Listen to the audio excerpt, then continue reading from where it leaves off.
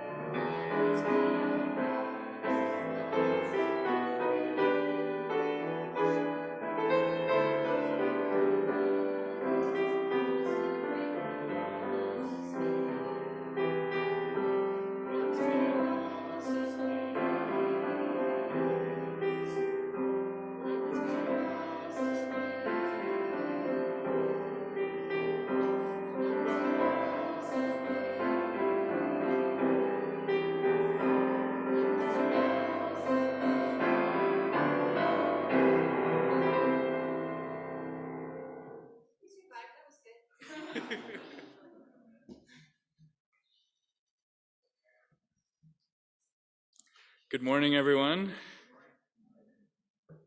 Come, come, whoever you are welcome here. No matter your age, your size, the color of your eyes, your hair or your skin, you are welcome here. No matter your gender, whom you love, how you speak, or whatever your abilities, you are welcome here. You are welcome here whether you come with laughter in your heart or tears in your eyes. You are welcome here. No matter what you have experienced in the past, no matter what awaits you in your future, you are welcome here. Whether you believe in God all of the time, some of the time, or none of the time, you are welcome here. This is a community of open minds, loving hearts, and willing hands. You are welcome here at South Valley Unitarian Universalist Society.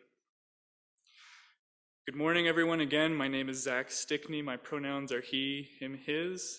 We want to welcome everybody gathered here in the sanctuary, as well as those of you who have joined us online. Our worship team this morning is led by our worship leader, Reverend Laura Young. Our Time for All Ages will be led by Rob Carlson. Our musician this morning is Rick Nobis. Sound and streaming is on YouTube, and our board greeter is Cinnamon Wolf. Oh, I'm sorry, it's Maureen. Oh, Maureen is our sound.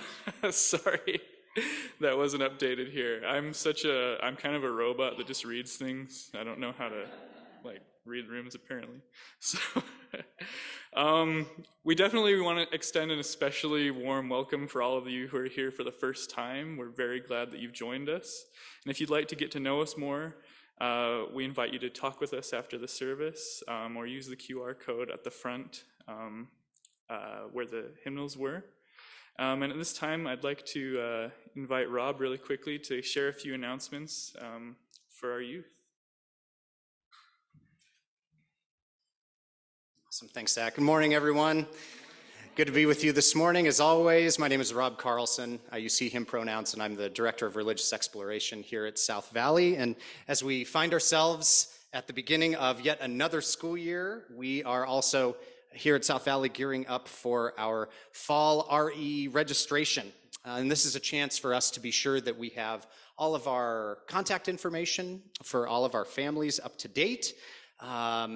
Even if your kids or youth might participate all the time or even just occasionally in all of our programs and events that we have here at the church, it's a nice way for us to be able to keep track. Yes, even if you've registered recently in the last year or two, you'll have another opportunity to do that and just double check. So we have a day next month, September 25th. That's going to be a time where we'll have a little table available before and after the service to stop by and update your information.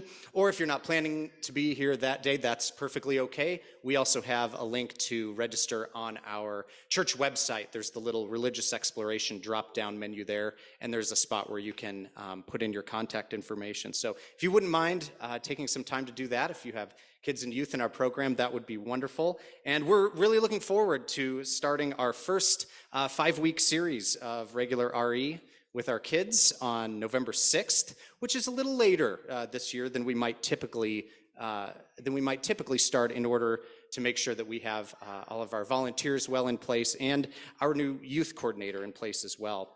As always, I'm available after the service, and my email is available if you would like to ask questions or ask about how might you be able to offer your time and talents and treasure for our religious exploration ministry. And finally, this morning, childcare for toddlers is available this morning. Ethan Barnett is our childcare provider. You're welcome to bring your 2 to 5-ish year olds to the childcare room downstairs if you wish, or out on the playground with the rest of our kids. And just one more brief announcement. I'm really excited that the Pacific West region has been in conversation about how we can bring back our youth cons, our youth summits.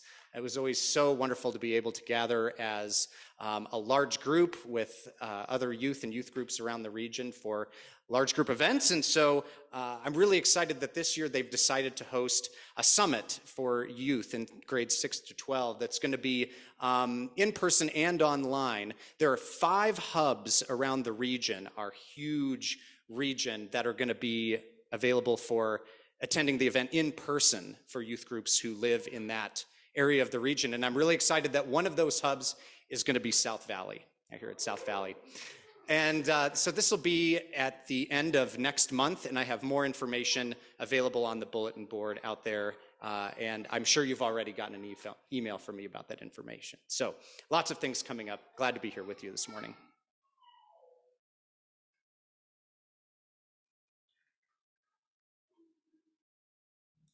Awesome. Thanks so much, Rob. Just a couple more very quick announcements. First is our annual campout is coming up. That's going to be at the Payson Lakes Campground, Group Site A, Friday, September 3rd to Sunday, September 5th. You can come and gather with us as a community for a weekend of outdoor living and activities for the whole family, everybody. So there's going to be a Friday night potluck and Sunday worship at 9:30 for that. Sorry? Saturday night. Robot. Not a camper, join us for the day on Saturday or Sunday. See Kathleen in the Happenings newsletter for details on how to sign up. Kathleen knows all about it. I'm just a robot reading a paragraph. All right. Zoom will not be available for that virtual service that week, so please show up and camp with us. Also, we have our water communion coming up Sunday, September 11th. That will be our final outdoor worship of the season at Murray Park at 9:30. This service is the start of our church year, and it's a time for remembering through story and ritual the gift of life that is water. So especially in times of mega drought, which seems to be forever these days here in Utah, we pause to reflect on the crisis of our Great Salt Lake and our role to support use of water here in the West. At this time, we'd like to take a second to share the warmth of community. So let's take a minute to greet your neighbor, get to know somebody, meet somebody new. Greet an old friend, all kinds of things. Do that for a couple minutes.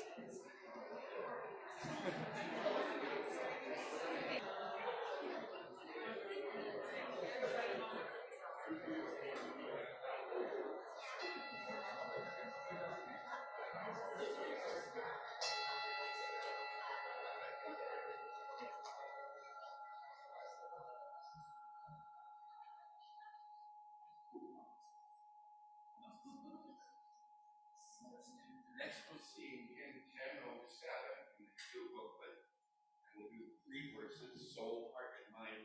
Once again, there's that crazy little chorus. Yeah, pretty good last time.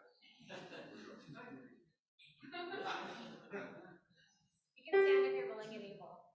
I'm willing and able.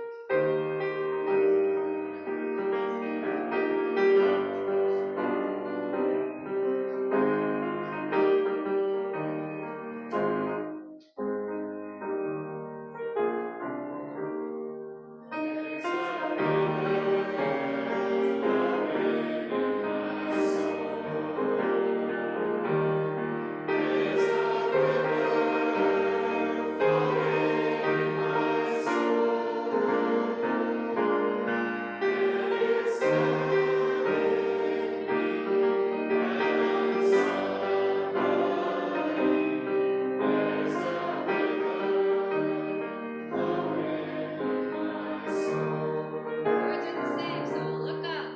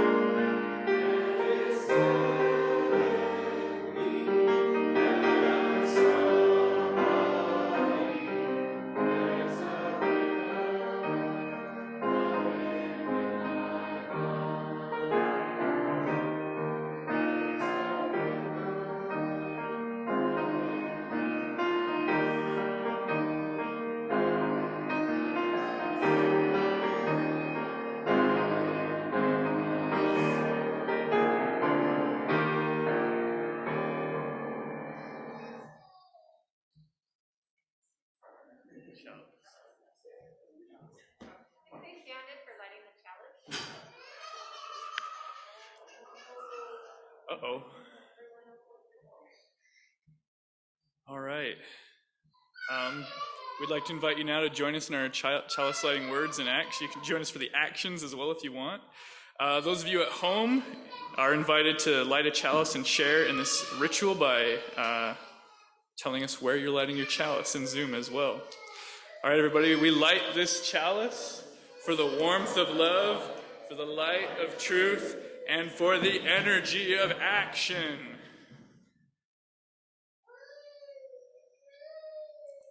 Do you want to do the round of motion?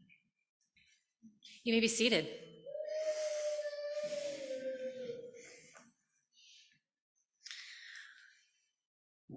It's good to be with you this morning. I am the Reverend Laura Young. My pronouns are she, her, and hers.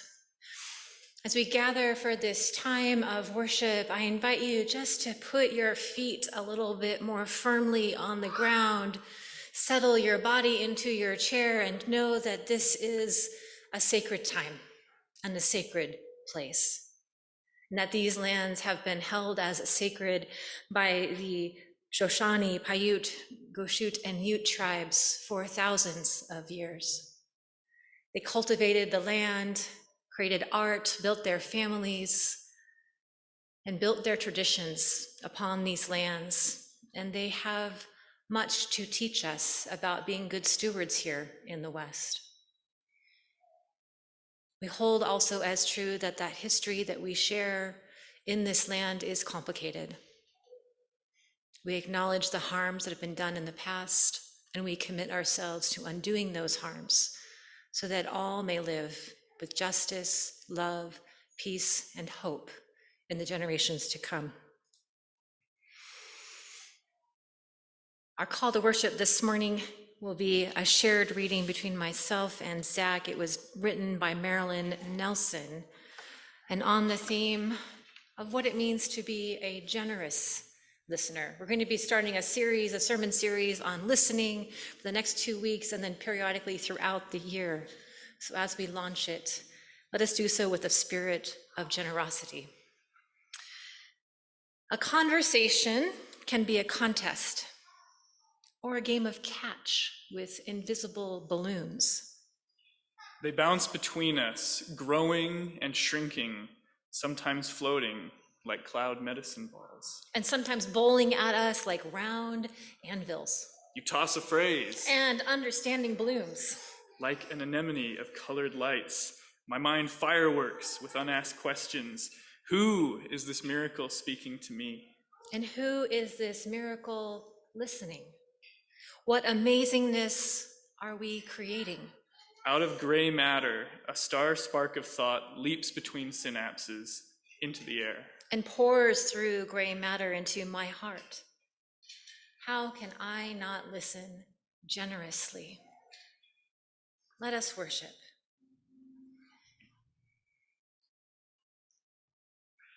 So excited, so excited. I'd like to welcome all of our young people over here in the young part. If you'd like, you can join me up front for our time together this morning. And hurry, because I'm really excited to share something with all of you.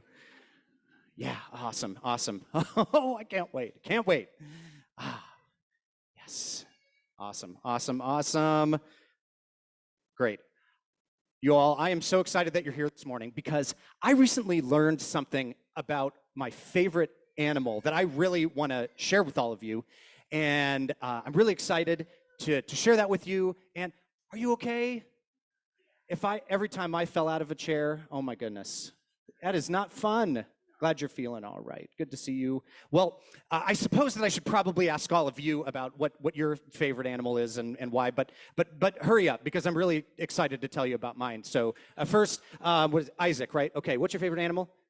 People? And why are people your favorite animal? Okay, cool.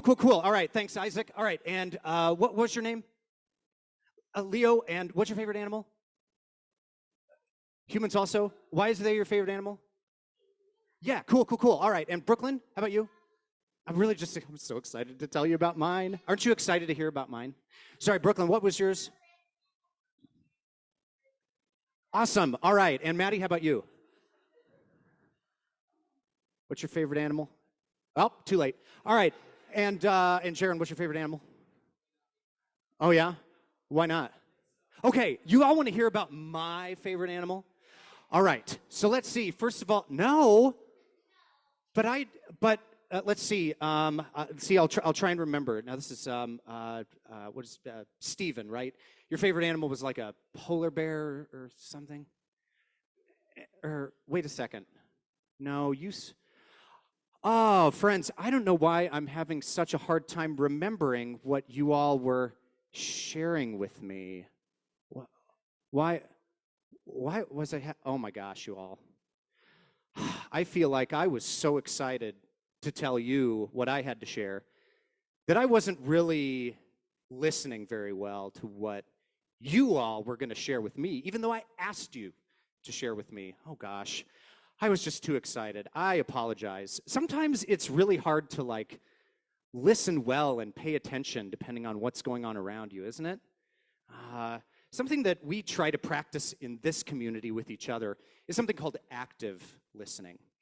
Now, I know for me, sometimes this can be a hard thing for me to do. Sometimes if I'm having a conversation with someone and I'm trying to listen to what they're saying, what I'm actually doing is just thinking about what I'm going to say next, and I'm not really paying attention. So I'm so sorry to each of you. I need to remember to practice myself that when people are sharing, I need to actually really be listening to what they're saying because I might learn something new. I might learn something that's going to help me know how to share my feelings too. Since a lot of you are probably back in school, are going to be back in school really soon, I bet you'll have opportunities to practice this. Actually, listening to someone rather than just thinking about what you're going to say next. And when someone shares with you, you have a moment to think about your response and maybe have a little bit better interaction. So hopefully we'll all have opportunities to practice that. I'm so glad you all are here this morning. If you'd like, you can join me out on the playground this morning or down with Ethan in our nursery care for our little ones too, if you like. So wonderful to see you all this morning. And my favorite animal, I might as well, is a seahorse. Although I really like the human option too. I like seahorses because it's really cool that it's actually like the dads that carry and care for the babies. Isn't that cool? Anyway, I'll be looking forward to hearing yours as well. Welcome this morning. Good to see you.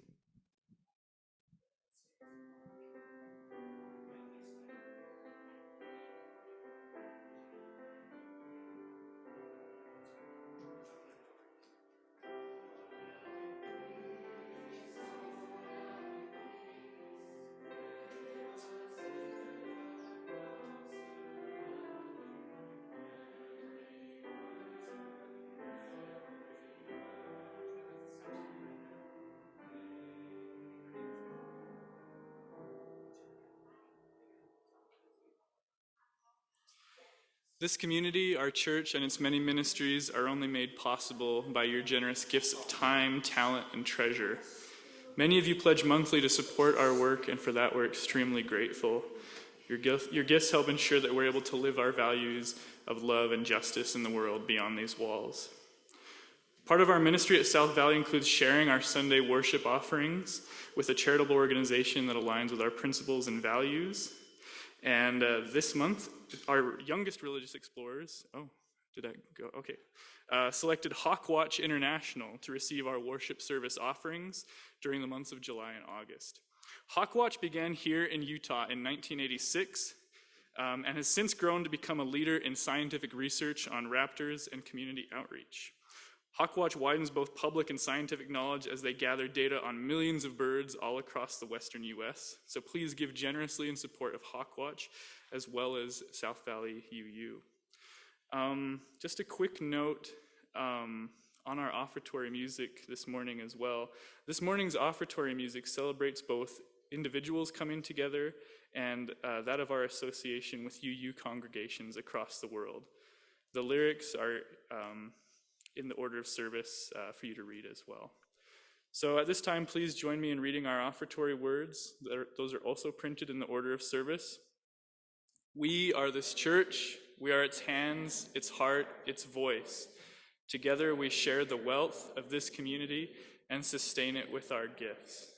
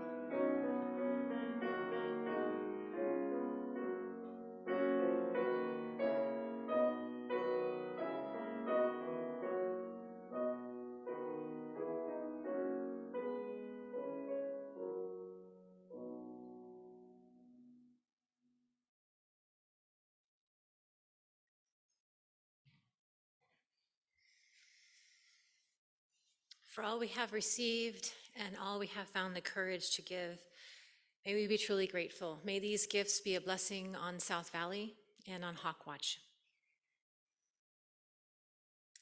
At this time, let us participate in our communal ritual of joys and sorrows. For those joining us in the virtual audience, You're invited to use the chat box to share what is on your heart, what you would like prayer held for, or what is just bringing you joy these days.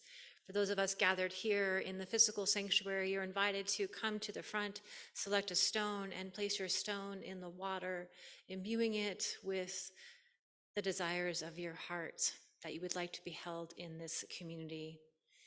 Here in the sanctuary, we conduct this ritual in silence. Please come forward at this time as you so feel moved.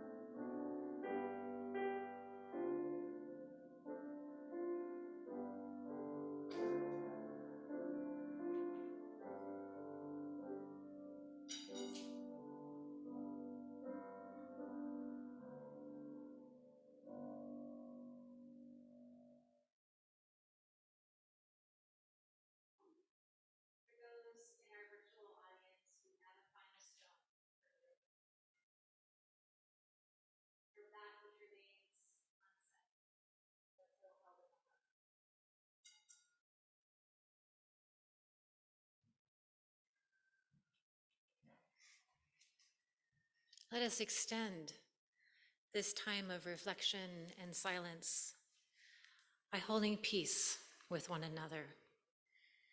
This fall, we're going to go from 2 minutes and work our way up to 4 minutes. So today, we'll start with 2 minutes in silence together. May that begin with me.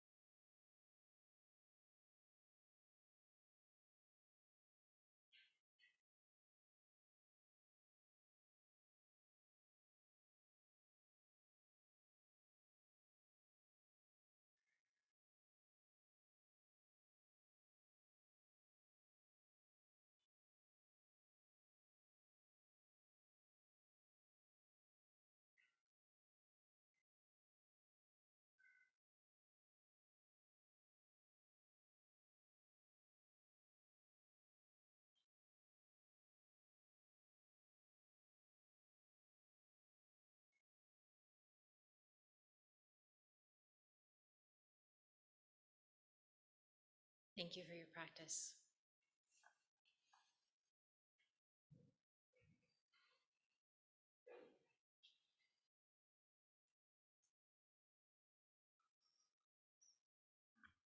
Our reflection reading this morning comes from Reverend Steve Garnis Holmes. It's titled, "And She Said, I Am God, of Course." I looked at the tree blossoming in spring and said, "Who are you?" And she said, "I am God, of course, becoming beautiful." And I beheld her. I looked at the sea and said, "Who are you?" And the same voice said, "It is I, flowing within you." And I opened myself. I listened to the silence and said, "Who are you?" And she said, "I am holding you." And I listened more. I looked at my troubles and said, "Who are you?" And heard, "I am your own broken heart." And I wept with gratitude. I looked at the suffering of the world and I asked, "Who are you?" And she said, "I am in labor pains." And I moved closer. I looked at the unknown and said, "Who are you?" And the silence said, "I am becoming."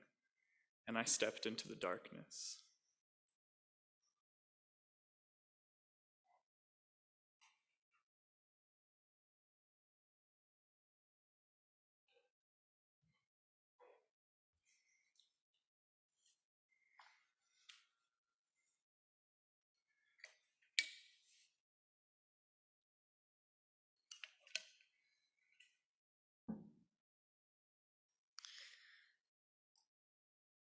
May these words fall as blessing upon you this morning. So, quick question for you. How many of you have ever had a disagreement, a breakdown in communication, or even a full-blown tempers on display argument with a loved one in the last year? Never. Good for you. I know you're lying, Bob. And whether it was several months ago or perhaps on the way to church this morning, how many of you would say in retrospect that it was worth it? Even if it helped to clarify values, needs, and wants, it often doesn't seem worth it to endure those kinds of deep breakdowns of communication. So that ponders the question of why do we fall into these patterns of communication that are non-productive and even harmful to ourselves and the people that we love deeply, those human animals that we all are. Often because we just don't know how to listen well.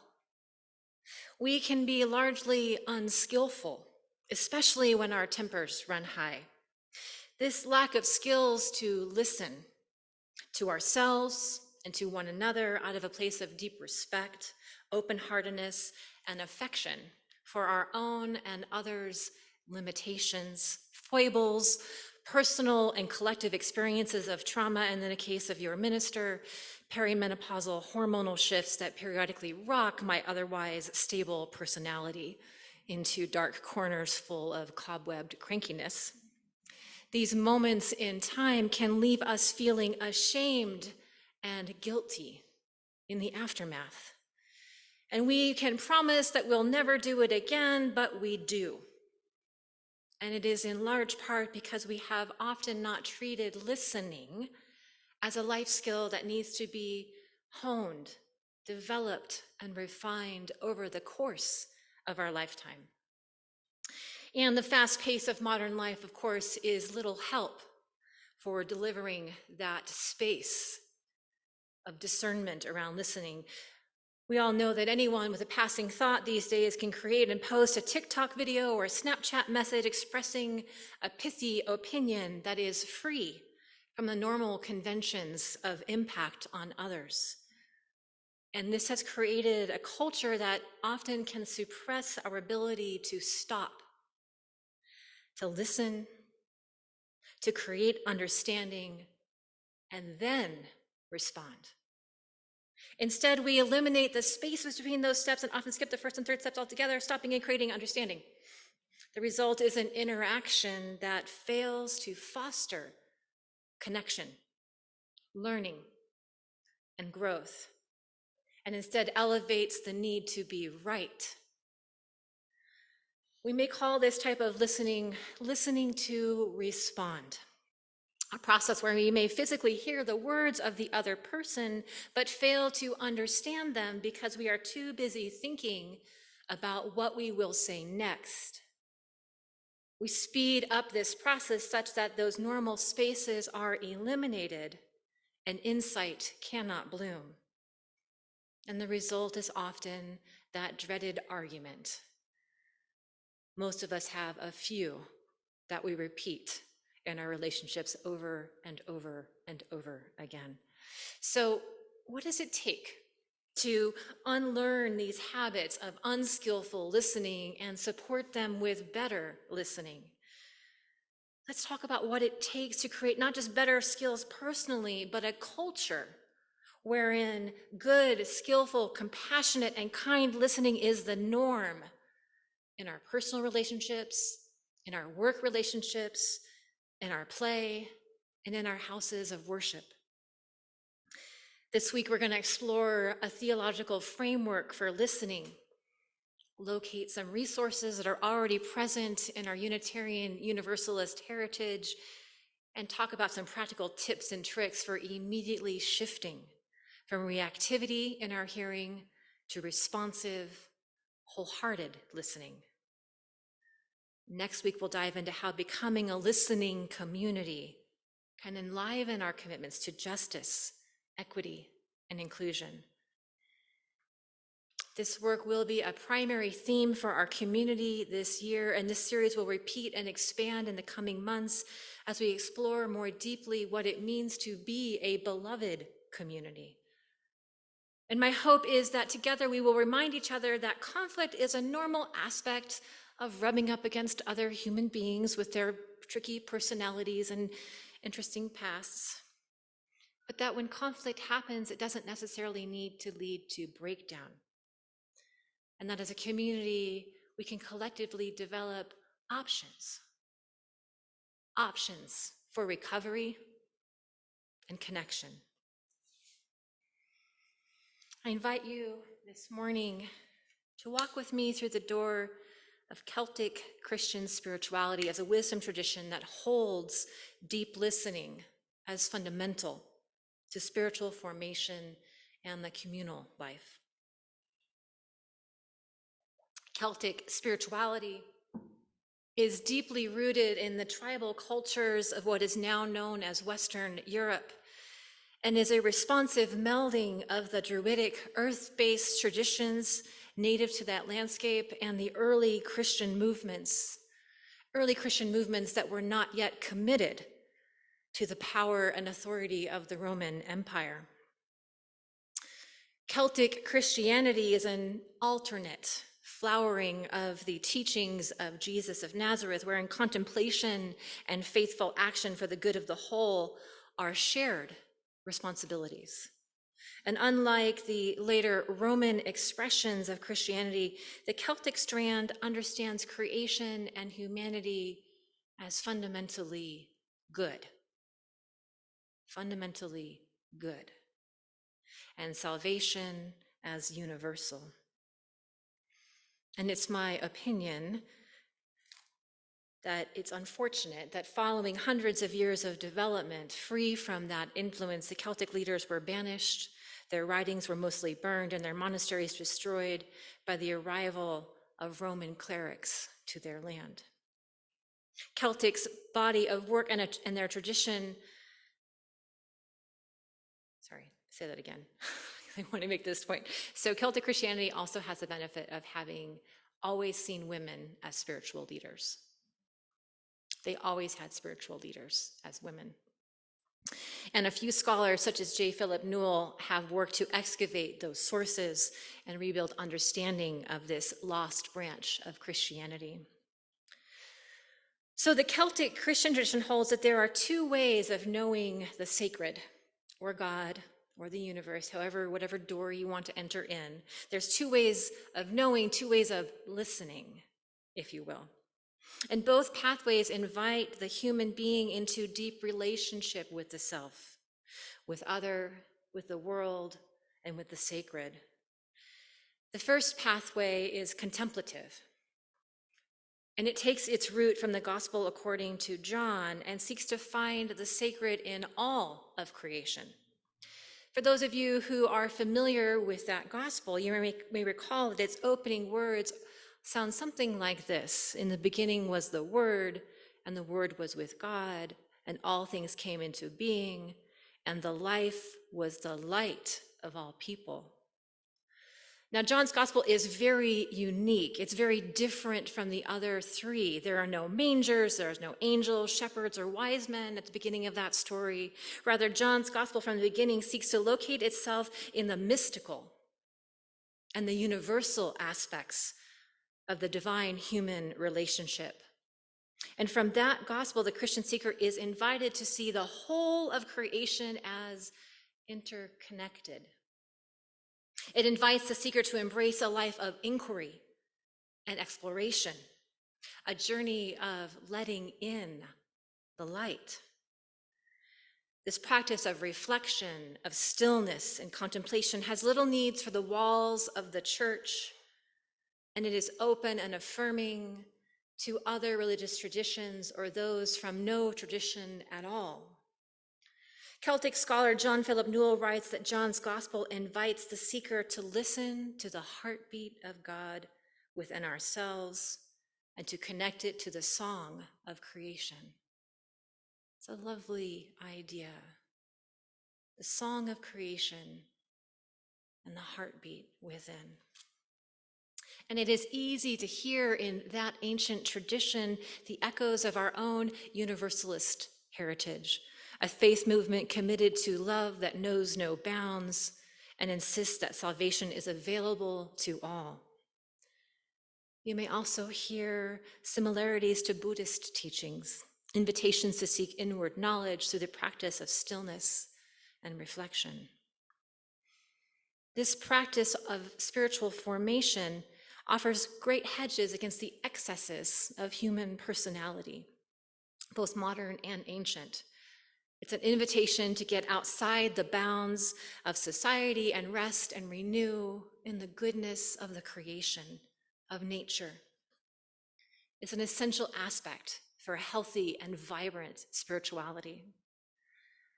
And of course, it has its limits. Personal introspection and immersion in nature do not equip us necessarily to deal with our fellow human beings. And a wholly independent practice can lead to individualistic spirituality, one that forgets our common histories, our commitments, and responsibilities to one another. A spirituality just for ourselves does not a just society create. The skills we develop from immersing ourselves in the mountains and watching the sunrise are different from the skills we need when driving on the freeway, for example, here in Utah. Just recall that most of us have had the experience of having a perfectly wonderful hike or yoga class ruined by someone daring to cut you off on the freeway on the way home. We need to balance our individual introspection with communal spirituality, rituals, practices, wisdom teachings that teach us how to skillfully be in community with one another. A spirituality that grounds us in a specific time and place and equips us to resist despair in the face of injustice and devastation and loss. Hence the alternate pathway in the Celtic tradition, wherein the Celtic teachers called their followers to see the world as it actually is, particular and specific and contextual. The particular struggles and the specific cultural conversations necessary for building a just and loving community in this time and in this place. For this, the Celtic teachers looked to the teachings of Peter, the rock, as he is referred to in that text, upon which their church was built and as was revealed in the Gospel according to Matthew, which is, of course, based on the Gospel according to Mark, We don't know who Mark or Matthew or John really were, but the first gospel was probably Mark. That little geekiness had to come in there, I'm sorry. Mark is my favorite gospel of all of them, by the way. But that's another time and another sermon. Jesus's early followers were really struggling and attempting to build a radically inclusive community in their time and in their place, which meant unlearning the ways of power and authority, oppression and marginalization in their time.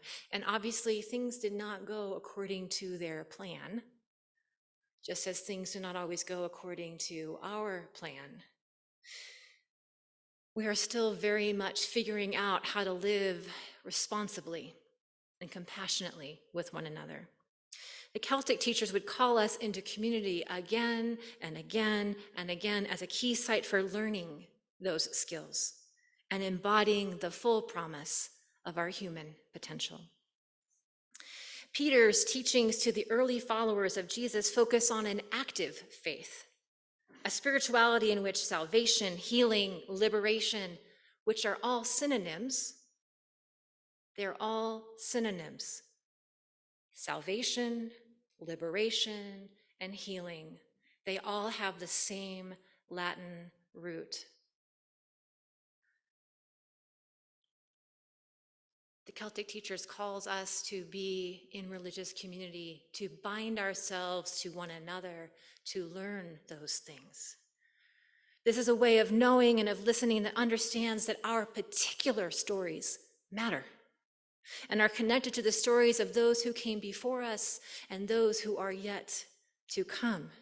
It seeks to collect and impart wisdom gathered across time and across experience, and place us in a context where we can envision the betterment of the collective. It takes the universal and brings it down to earth and says, what does love look like here? What does justice look like now? In this, we can hear the roots of our Unitarian heritage, of social justice, and of faith that seeks to change the social order. The expectation that humanity can and will make a difference by bonding together to work for the common good. It's an active faith. It does not wait for salvation. Our Unitarian heritage says salvation is very much on this side of the grave. That what matters is what happens here to these bodies right now. It is also an invitation to realize that healing and liberation are simultaneously already present and perpetually blooming. This is a faith that calls us to be in solidarity with one another, to resist, to reform, and to reimagine the world that is overflowing with justice and rich in love. This spirituality requires the walls of the church, and therein lies its possibility as well as its excess. Faithful action must be supported by the renewal of the contemplative life, or an active faith that is not supported will lead to burnout and despair and disengagement. It's my observation that Unitarian Universalist congregations often fall into that trap. We can be so committed to faithful action that we often don't take the time, or we don't give ourselves the permission to slow down, to renew, to develop our internal spirituality. We work so hard for justice. We also need to make space for renewal. And of course, once you put up walls, people get attached. They get attached to the committee structures, to the policies and the bylaws, the historical narratives, to who's in charge of the kitchen, to who's in charge of changing the batteries. So we are also called to remember that the church, such as it is, the congregation, such as it is a reflection of the holy, not a container of the holy. The congregation is a reflection of the holy, not a container of the holy. We can forget that this too, this place, Unitarian Universalism, is liberational, healing, and salvific. That our mission as a place of love and justice, learning and hope is always more important than maintaining the status quo. Yes, we should support good governance and structures, and yes, we should maintain the building, but these must be reflections of our commitments to one another, not ends in and of themselves. That ancient Jewish rabbi named Jesus of Nazareth reminded us to love our neighbors as ourselves. And in that simple and difficult truth, we see the requirement of holding both of those spiritualities in relationship to one another. For to love yourself, you must do renewal and personal contemplation, and to love one another, you must exist in community. According to John Philip Newell, combining these two ways of exploring creates a spirituality that is simultaneously well-rooted in a specific tradition and open to God in the whole of life. Thus, we arrive at the shore of covenant, the heart of our tradition here as Unitarian Universalists. The path we walk between these two aspects of spirituality is the commitments, the promises, and the values that we share and hold with one another. For we do not hold a common creed or a statement of faith. We are not bound to be good because we share a common understanding of the sacred. Rather, we locate our binding to goodness in the deep care and respect we have for one another as part of the earth. We are a faith of shared commitments, and our strength as a congregation depends upon our relationships with one another. We are the sum of how we treat one another. In the words of Victoria Safford, she wrote, "A covenant is a living, breathing aspiration made new every day to go deeper in relationship to ourselves, to our best intention, and to each other." In this way, building covenant and honoring covenant is a third sort of spiritual practice. And over the course of the year, we'll be exploring and renewing covenant and our commitments. It begins now and arcs through this fall season with my installation as your minister on the 15th of October. In a Unitarian Universalist congregation, installation typically happens a few months after a new minister arrives. We're a little late on that due to the pandemic. It's the beginning of my third year with you. So think of it as we met, we agreed to get married, I moved in, and now we're getting married. So rather than focusing on the newness of this relationship, we're going to instead be focusing on the deepening of our commitments to one another and to ministry as a whole. We've gotten the opportunity to get to know each other, to journey, so we're just sealing the deal. It's a good time at South Valley.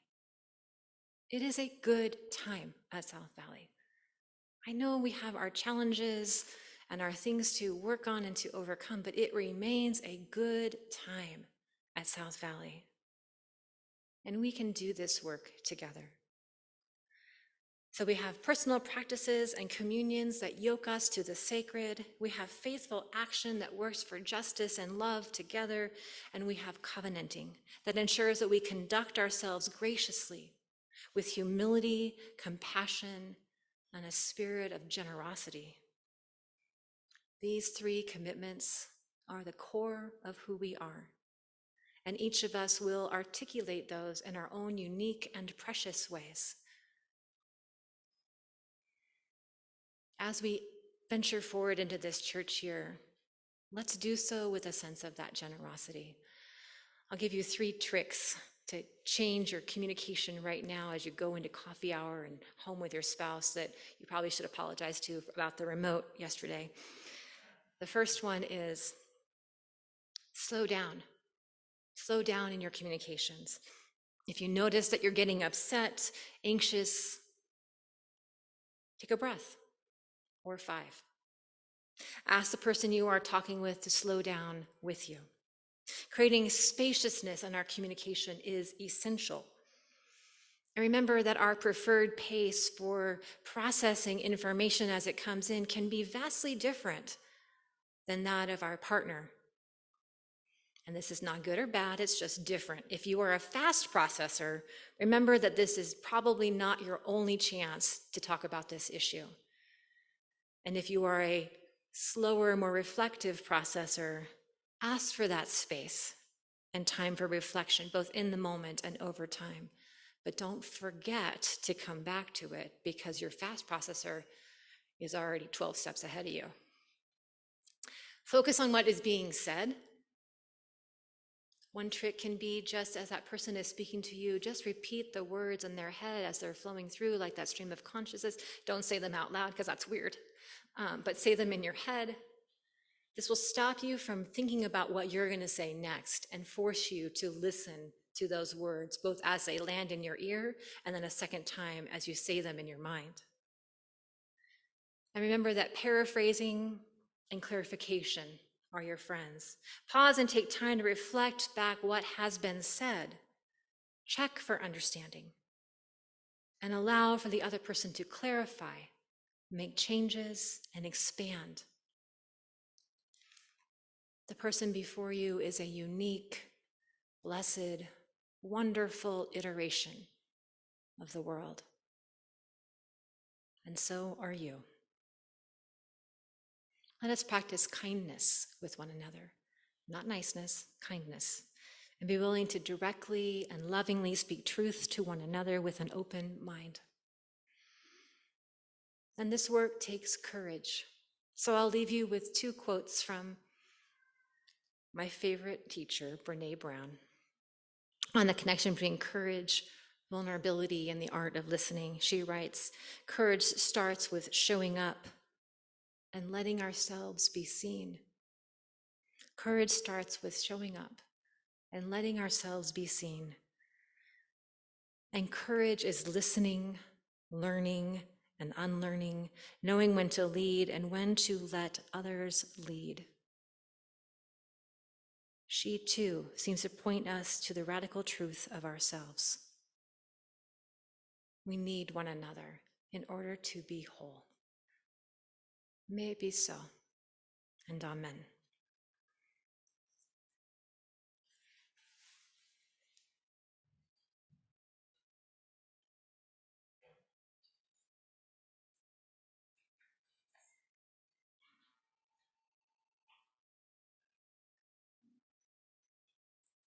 We invite you now to stand in body or spirit as we extinguish our chalice.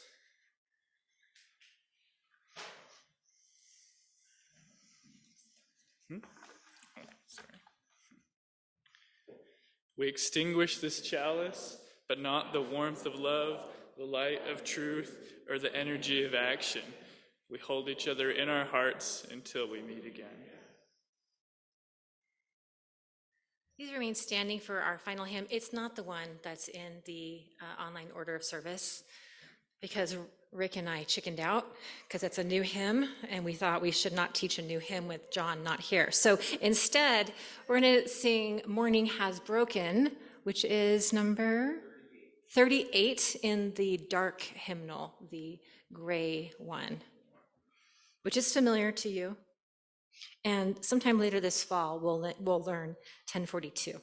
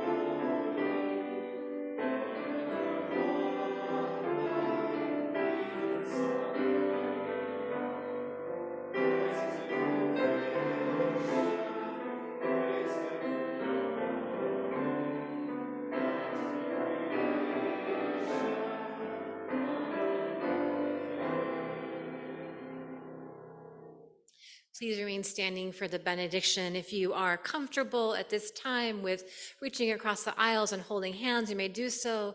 And if you're not, just a simple hand over your heart will let your neighbor know that you prefer to be in community this way. As you go forth this week, be a blessing upon one another. Seek to find the universal and the particular in all the humans that you come across. And may you take joy in this day. Amen. Let's sing one more time, Gather the Spirit, just because it's fun to sing together as a community.